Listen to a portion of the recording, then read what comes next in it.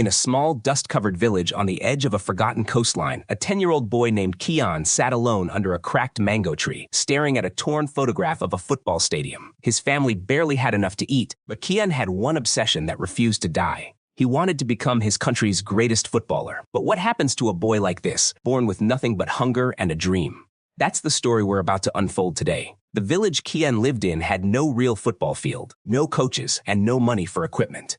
Children played with balls made of tightly wound rags and plastic bags. Kian was the best among them, but being the best in a forgotten village meant nothing to the outside world. Still, every evening after finishing his chores, Kian ran to the open dirt field and practiced until the sun disappeared behind the hills. His father, a fisherman, thought football was a waste of time. He believed dreams didn't fill stomachs. Every time he caught Kian playing instead of helping with the nets, he scolded him harshly, sometimes even breaking his makeshift balls in anger. But Kian's mother secretly supported him. She would hide small coins from the household money and give them to him, whispering, "One day, the whole world will know your name." One afternoon, a traveling coach named Farouk arrived in the village, scouting for raw talent for a youth academy in the capital city. He noticed Kian effortlessly dribbling past 4 older boys on the dusty field and stopped in his tracks.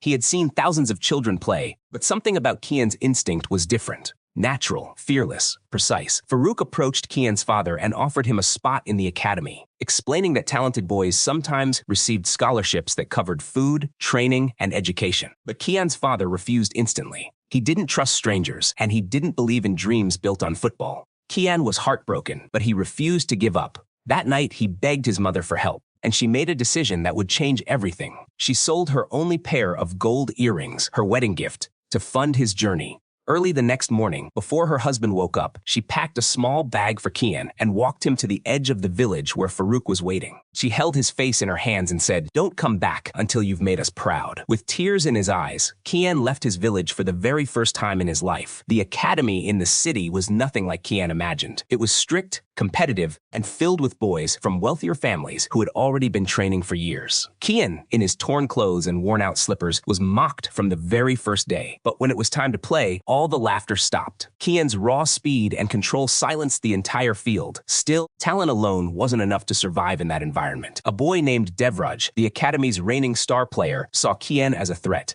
Devraj had powerful family connections, and he made it his mission to make Kian's life miserable, excluding him from drills, spreading rumors that Kian cheated during trials, and once even convincing teammates not to pass him the ball during a practice match. But Kian endured all of it silently, pouring his anger into training even harder after hours, alone, under the stadium floodlights. The head coach, a stern but fair man named Coach Malik, began to notice Kian's dedication. He started giving him extra guidance, teaching him tactics that raw talent alone could never provide.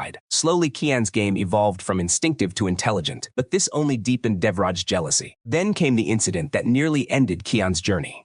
During a regional tournament selection trial, Devraj secretly tampered with Kian's boots, loosening the studs just enough to cause an injury. During a crucial sprint, Kian's ankle twisted violently, and he collapsed on the field in pain. The medical team feared it might be a career-ending injury. For weeks, Kian was bedridden, watching from the sidelines as the team prepared for the biggest tournament of the year without him. Depression crept in. He began to believe his dream had ended before it even truly began. But one night, Coach Malik visited him and said something Kian would never forget. Champions aren't made when things go right. They're made when everything falls apart, and you choose to stand up anyway. Those words lit a fire in Kian. He began secret rehabilitation exercises, waking up before dawn to strengthen his ankle, using resistance bands made from old bicycle tubes since the academy couldn't afford proper equipment. Progress was slow and painful, but Kian refused to quit. Meanwhile, back in the village, Kian's father had fallen seriously ill. The family had no money for proper treatment. Kian's mother, not wanting to distract him from his recovery, hid the truth from him for weeks.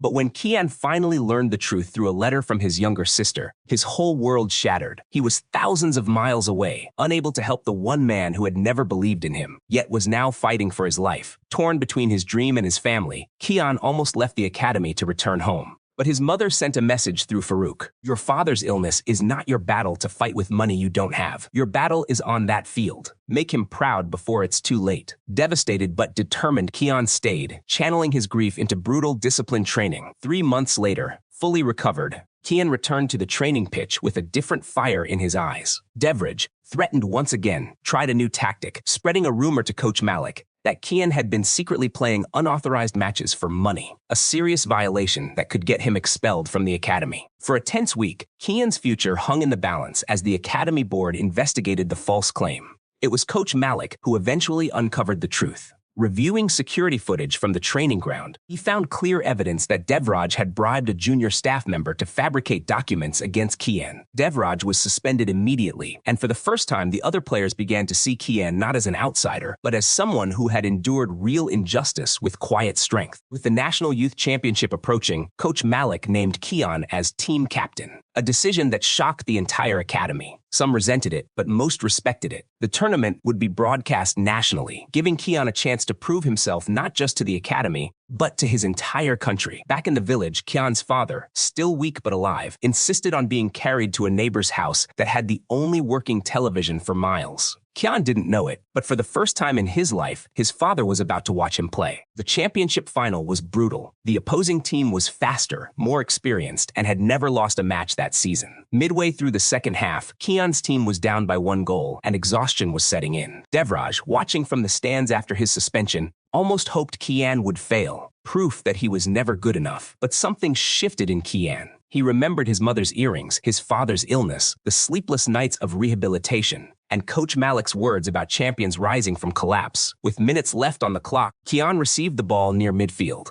He dodged one defender, then another, weaving through impossible space with the same raw instinct Farouk had spotted years ago in a dusty village field. In the final seconds of the match, Kian struck a powerful curling shot into the top corner of the goal, tying the game and sending it into a dramatic penalty shootout. As team captain, Kian took the final, decisive penalty kick. The entire stadium fell silent. Somewhere far away, in a small house with a flickering television, his father gripped his wife's hand, watching his son step up to the ball.